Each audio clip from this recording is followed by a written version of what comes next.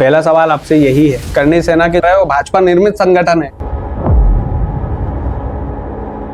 Clear cut बोलिए आप interview में ना। नहीं, मुझे उसका प्रमाण नहीं। हाँ, लेकिन आपको अंदाजा है, तो आप तो बड़े खुलकर बोलने में माहिर है जीवन सिंह जी। आप बोल दीजिए ना कि सभी अपनी कार पर करणी सेना का जो है वो नेम प्लेट लगाते हैं। ये जो टोल नहीं देने की शुरुआत है और किसी ने नहीं की, मैंने टोल नहीं देते, और बहुत सारे लोगों को हम बोलते भी कि टोल नहीं। आप गाड़ी चला रहे हो लाखों रुपए की, और चंद आप अच्छी टोल पर, आप अच्छे रोड पर यदि चल रहे हो तो आपको अच्छा टोल भी देना चाहिए, उसमें क्या दिक्कत है? हम गुंडा एक दूसरे को भड़काने या भ्रमित करने, नहीं भड़काने के लिए। ये तो आंदोलन तो सरकार चला रही है। मेरे को मुख्यमंत्री जी ने बुलाया, मैं सहज रूप से मिलने गया उनसे, के लिए उन्होंने हमको निमंत्रण दिया कि आप आंदोलन करिए। के भी वीडियो हमारे पास, लोकतांत्रिक मूल्यों का उल्लंघन करने। नहीं, आपके जो नीचे काम करने वाले जो लोग थे, सूटकेस भर के जाता है कि हम भी अवैध काम करेंगे और आपका भी काम चलाएंगे। नहीं, हमने बिल्कुल आपसे सच्चाई उगल भाई। तो जब जीवन सिंह जी अपने समाज को नहीं जोड़ पा रहे तो सर्व समाज को कैसे जोड़ेंगे? मध्य प्रदेश वासियों नमस्कार, मेरा नाम कृष्णपाल राठौर है और आज हमारे जो मेहमान हैं बड़े खास है। खास इसलिए भी क्योंकि चर्चा में रहते हैं और उनका जो व्यवहार स्क्रीन पर दिखता है वो स्क्रीन के बगल में आप देखेंगे तो बड़ा सॉफ्ट कॉर्नर वाला मुझे लगा। बाकी दादा से पहली बार मुलाकात हो रही है। हम प्यार से जीवन सिंह जी शेरपुर को दादा ही बोलते हैं, तो पूरे इंटरव्यू में मैं दादा करके बात कर सकता हूँ आपसे? जी बिल्कुल, कोई बात नहीं भाई। आप सबसे पहले स्वागत है दादा आपका जी। पहला सवाल आपसे यही है कि आज इंदौर में आप आए, इंदौर में आपको घुसने नहीं दिया, क्या कारण रहा उसका? कहीं न कहीं सरकार और प्रशासन की मंशा ये है कि किसी भी प्रकार से इस जनक्रांति न्याय यात्रा को रोका जाए ताकि लोगों के बीच जागरूकता नहीं फैले। जागरूकता आएगी तो सवाल पूछेंगे तो बवाल होगा।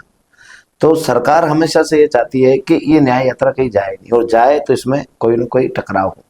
सरकार के ही कहने पे पुलिस ने यात्रा को रोका, मतलब सरकार की साफ मंशा है कि इनको रोका जाए, कम पुलिस फोर्स को भेजा जाए। जिस प्रकार से पुलिस का रोकने का तरीका होता है, तो किसी को रोकना है तो आप बैरिकेडिंग करिए। आप बैरिकेडिंग के बगैर आप एक बड़े समुदाय को रोक रहे हो, बड़ी भीड़ को रोक रहे हो, और वहां जाकर आप उनसे विवाद कर रहे हो। नहीं, आप तो संविधान को मानने वाले लोगों, संविधान का पालन कराने वाले लोगों, संवैधानिक रूप से आपको हमें परमिशन नहीं देनी चाहिए थी। सीएम का कार्यक्रम था, आपने हमें परमिशन दी।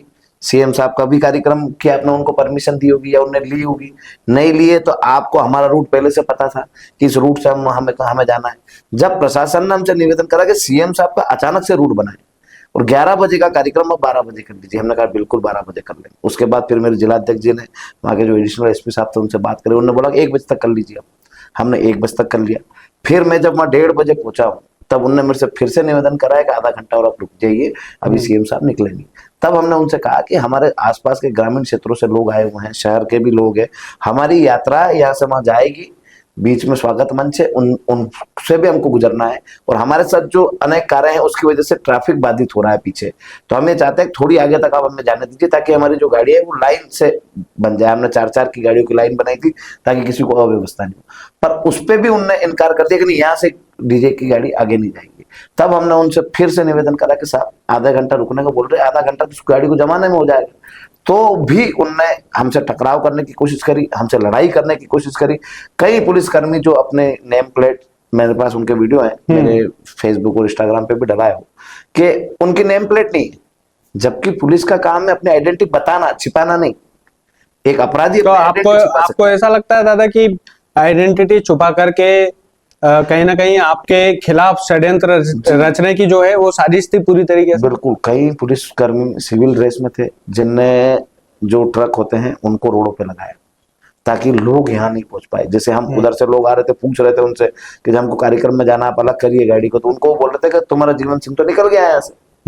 तो इस प्रकार का भ्रम फैलाना, जो लोग यात्रा में शामिल होना चाह रहे हैं उनको भ्रमित करके भेजना और ट्रकों को मतलब बीच रोड में लगाना, उनके भी वीडियो हमारे पास। तो ये पुलिस का काम नहीं है, ये तो सरकार के दलालों का काम है। जिस प्रकार से पुलिस और संविधान की रक्षा के लिए पुलिस बनी है, मेरे हिसाब से आज संविधान की रक्षा नहीं कर रही है, उस संविधान के नियमों का पालन नहीं करा रही है, खुद पुलिस नियमों को तोड़ रही है। अच्छा, आपने अन्न का अभी त्याग किया है, उसका कारण? ये एक सांकेतिक, अब हम ऐसा तो नहीं है कि लोकतांत्रिक मूल्यों का उल्लंघन कर देंगे या हम कोई पत्थरबाज है। हमको तो राष्ट्र से प्रेम है।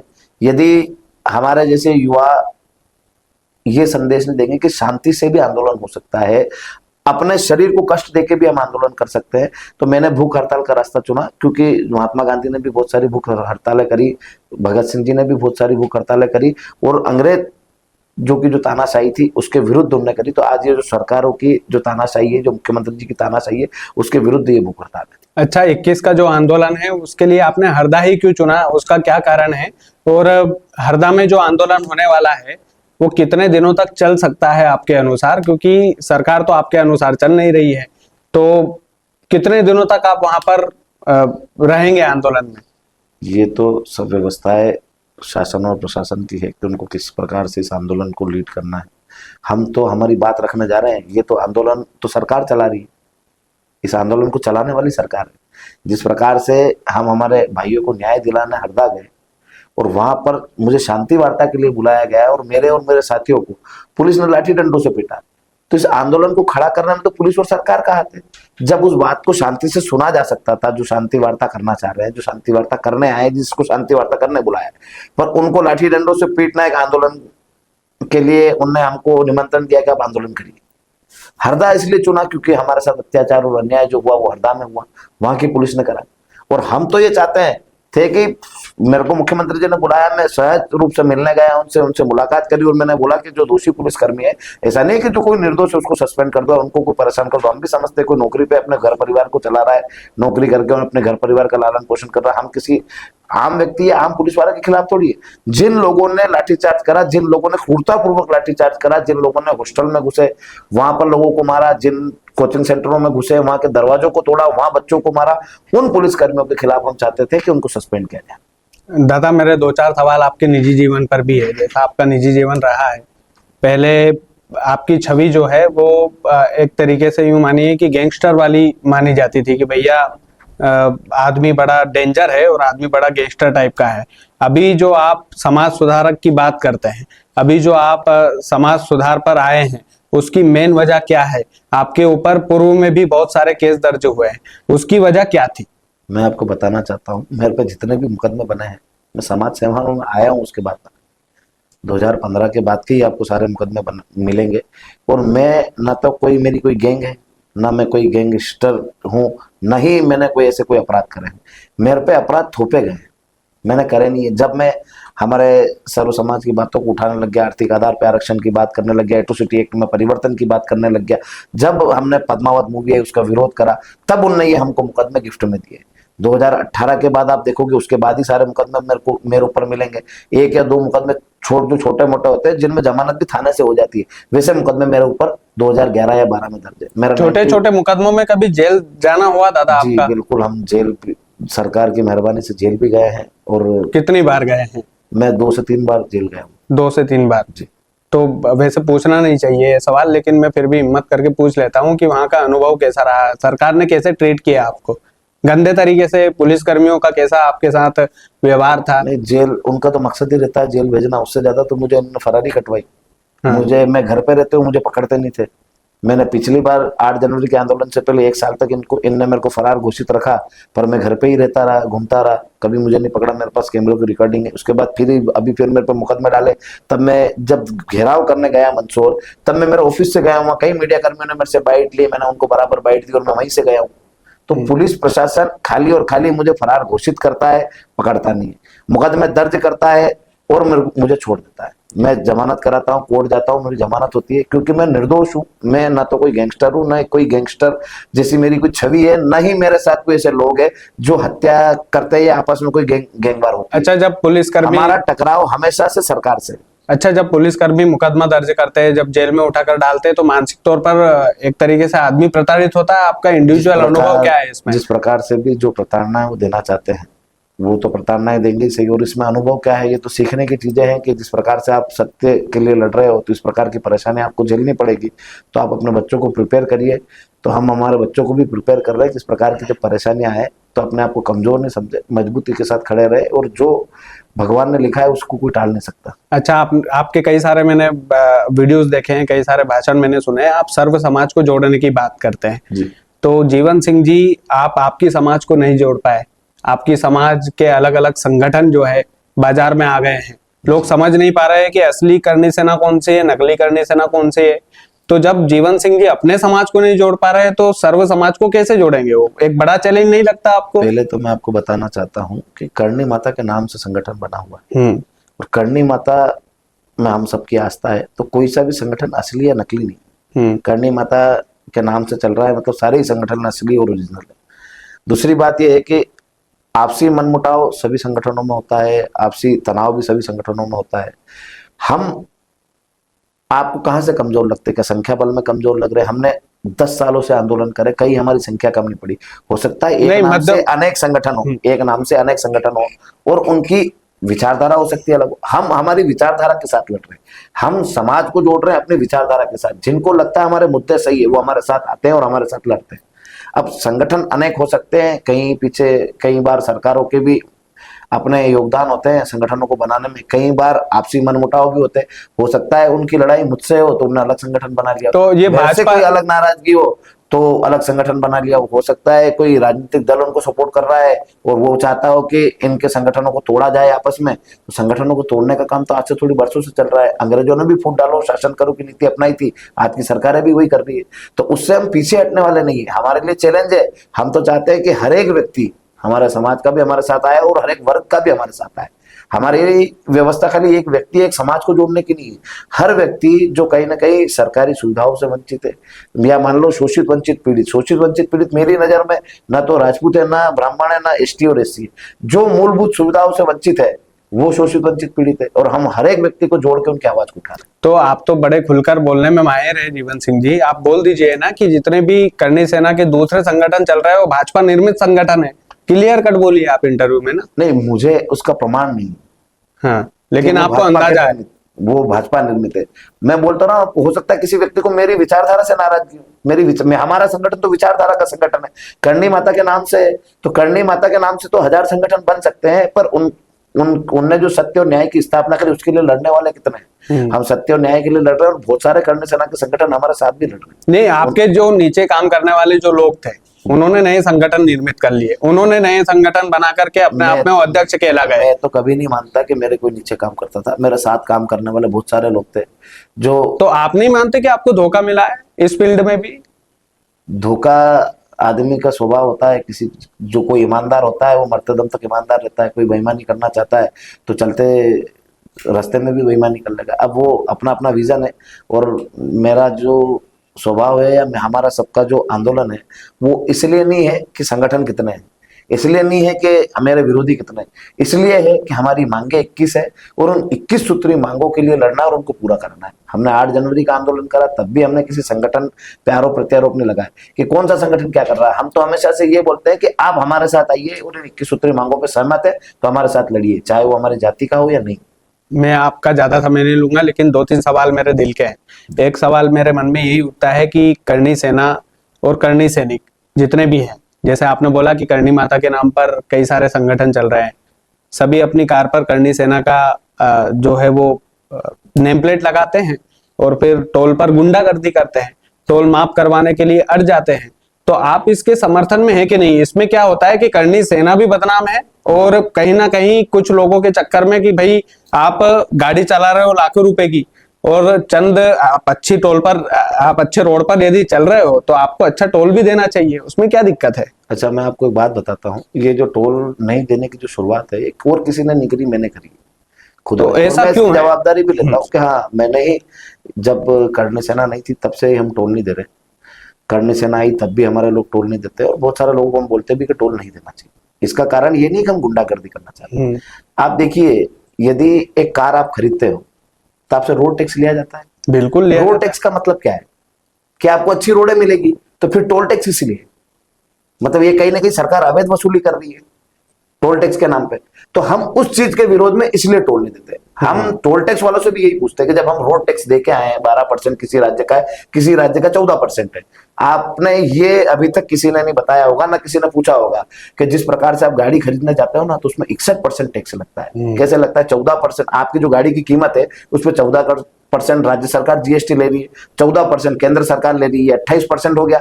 फिर उसके बाद 12% टैक्स आपका रोड का हो जाता है, कितना हो गया 50, फिर केस करके 20% का टैक्स है वो हो गया, ऐसे करके 61%, 1% टीडीएस लेते हैं, इस प्रकार से 61% टैक्स लेते हैं। जो 20 लाख की गाड़ी है वो कीमत उसकी 8 लाख है, सरकार आपसे इतना टैक्स ले रही है और रोड टैक्स के नाम से आरटीओ ले रही है कि आप जब रोड से मतलब जब शोरूम से गाड़ी उतारोगे तब से आपको अच्छे रोड मिलेंगे, इसी का हम टैक्स ले रहे हैं। तो फिर सरकार अवैध वसूली कर रही है, आपको सरकार से पूछना चाहिए कि जब रोड टैक्स ले रहे हो आप तो फिर टोल टैक्स इस बात का। नहीं, रोड टैक्स ले रहे हो, टोल टैक्स की इस बात का ये बिल्कुल आपका जेन्युइन पॉइंट है, लेकिन नितिन गडकरी जो हमारे परिवहन मंत्री जी हैं, जी। उनका ये कहना है कि आप यदि अच्छी रोड पर चल रहे हो, जी। अच्छा हमने इंफ्रास्ट्रक्चर आपको बनाकर दिया है जी बराबर। और यदि हम अलग अलग तरीके से अलग अलग संगठनों को छूट देने लगे और यदि जीवन सिंह जी शेरपुर और करनी सेना के नाम पर टोल टैक्स पर गुंडागर्दी होने लगे, वहां पर तोड़फोड़ होने लगे, सरकारी संपत्तियों को नुकसान होने लगे, तो आपको नहीं लगता कि ये बिल्कुल गैर कानूनी है और ये नहीं होना चाहिए भारत में? गैर कानूनी काम होता है तो भारत की सरकार, हमारे प्रशासन और पुलिस स्वतंत्र है। कई बार ऐसी चीजें होती है तो मुकदमे भी होते हैं पर उसके पीछे की सच्चाई नहीं जानी जाती।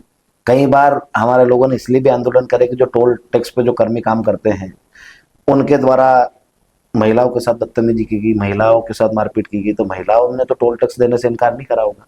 आपने कई वीडियो देखे होंगे ऐसे जहाँ महिलाओं के साथ भी बदतमीजी होती है और वो वीडियो नहीं, जहाँ पर बदतमीजी होती है वहाँ बिल्कुल सजा तो होना चाहिए। वहां पर कोई तो जवाब देने वाला चाहिए, तो वहां हमारी सेना जवाब देती है। दूसरी बात, यदि हम टोल कर्मियों के लिए धरना प्रदर्शन कर रहे हैं और वहां आके कोई टोल कर्मी विवाद करवाता है, कोई किसी मैनेजर के कहने पे धरना प्रदर्शन हटा जाए, किस लिए करते हैं हम धरना प्रदर्शन कि जो सैलरी ये 8,000 मिल रही थी इनकी अब 10,000 की जाए। जब आप इंक्रीमेंट 10% लगा रहे हो तो आप 5% लगाना क्यों चालू कर दिया? आपको 10% हर साल इंक्रीमेंट लगाना चाहिए। तो इस प्रकार के भी आंदोलन करते हैं, ये तो कभी आपको नहीं बताया। जिस प्रकार से टोल टैक्स की बात हम लेके या बैठे हैं, उसके अलावा जैसे कि हम किसानों की बात क्यों नहीं करते कि फसल बीमा जब एक किसान कराता है, फसल बीमा कराता है उसका, तो उसको फसल का बीमा मिलना चाहिए ना जब उसका 100% नुकसान हो जाए। बिल्कुल मिलना चाहिए। तो क्यों उस पर क्यों बहस नहीं होती मीडिया में? क्यों खाली नेगेटिव पॉइंटों को ढूंढा जाता है? क्यों नेगेटिव नहीं, आपको पॉजिटिव पॉइंट भी ढूंढना चाहिए और उसमें बात करनी चाहिए किसानों के लिए कि किसानों के फसल बीमा। आपको मुख्यमंत्री जी से इंटरव्यू लेना चाहिए, उनसे पूछना चाहिए कि जब फसल बीमे के लिए एक किसान अपना बीमा कटवा रहा है, अपनी धनराशि कटवा रहा है और उसके बाद जब उसकी फसल खराब हो जाती है तो बीमा कंपनी उसको पैसा नहीं देती है, उसको आंदोलन करने पड़ते हैं, धरना प्रदर्शन करने पड़ते हैं और जब उसको मुआवजा मिलता है ना तो सरकार देती है, पर जो बीमा कंपनी उसको पैसा देती है कितना देती है? 1,000 रुपए बीघे का।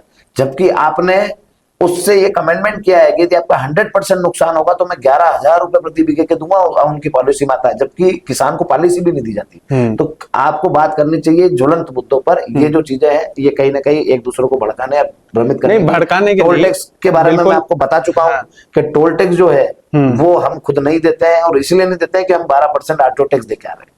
और उसके बाद यदि पहले से सरकार को टैक्स दे रहे हैं तो फिर रोड टैक्स की बात करिए। कोई तो विरोध करने वाला चाहिए ना, आपको भी विरोध करना चाहिए, आपको भी पूछना चाहिए। आपके पास भी कार है कि जब मैंने 12% आरटीओ रोड का टैक्स दे दिया है तो मैं बार बार टोल टैक्स क्यों दे रहा हूँ? और यदि एक बार में आप टोलों की जानकारी लेना, यदि आपने एक बार में टोल पार करा और आप हाथों हाथ घुमा के आ गए तो भी आपको टोल देना पड़ेगा। आप खुद इसको आपके मीडिया के माध्यम से देख लेना, आप वीडियो बना लेना कि आप 2 मिनट पहले जाओ 50 रुपए का टोल टैक्स दिया, फिर उधर से घुमा के इधर आए, फिर इधर से गए, फिर 50, जबकि 24 घंटे में एक ही बार टोल लगता है। तो ये जो लूट मार कर रहे हैं इसके ऊपर किसी ने प्रतिबंध लगाने की बात करी? क्यों नहीं करी? क्योंकि नेताओं को बड़ा सूटकेस भर के जाता है कि हम भी अवैध काम करेंगे और आपका भी काम चलाएंगे। नहीं, हमने बिल्कुल आपसे सच्चाई उगल भाई। और जीवन सिंह जी, मेरे 2 सवाल हो रहे। सेकेंड लास्ट मेरा सवाल आपसे यही है कि आपका जो निजी जीवन रहा है, आपने जो निजी जीवन में जो संघर्ष झेले हैं, जो आपने केस दर्ज आपके ऊपर हुए हैं, कई सारी चीजें आपके ऊपर हुई है, उसमें से कई बार क्या होता है कि जो चाय से ज्यादा केटली गरम वाला मामला होता है कि भैया जीवन सिंह जी तो दिल के बहुत अच्छे हैं, बहुत बढ़िया आदमी है, आप हमसे भी मिले, बहुत सॉफ्ट कॉर्नर हमको भी लगे कि नहीं यार, जो कैमरे पर एग्रेशन दिखता है वो सिचुएशन के हिसाब से आ जाता होगा, लेकिन आपके आसपास वाले जो लोग हैं कहीं ना कहीं वो जनता के मन में उनकी छवि गुंडागर्दी वाली है।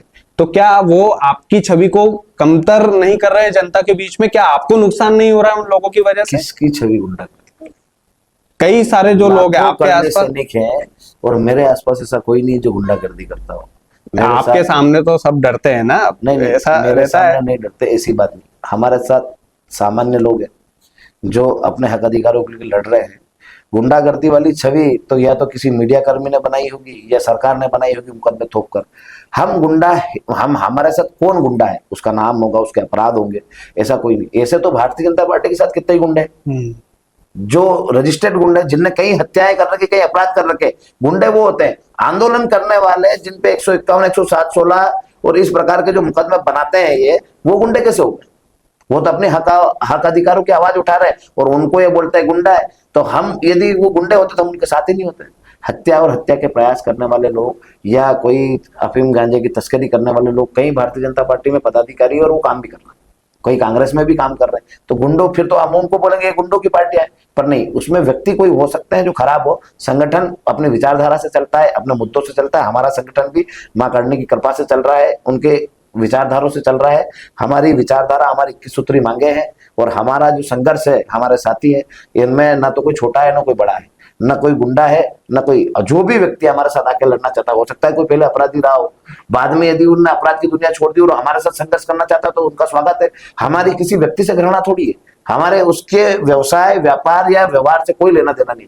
हमको हमारे साथ संघर्ष में काम करने वाला और सरकारों के सामने बिना झुके लड़ने वाला व्यक्ति चाहिए।